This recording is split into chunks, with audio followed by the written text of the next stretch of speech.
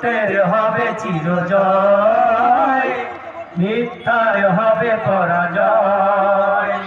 সত্যের হবে চিরজয়, মিথ্যার হবে পরাজয়।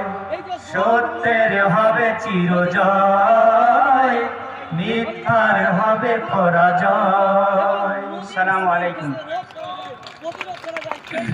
ভাষাতীত অভিনন্দন জয়নুল আবেদিন সাহেব এবং সহযোগী আখতার সাহেবকে।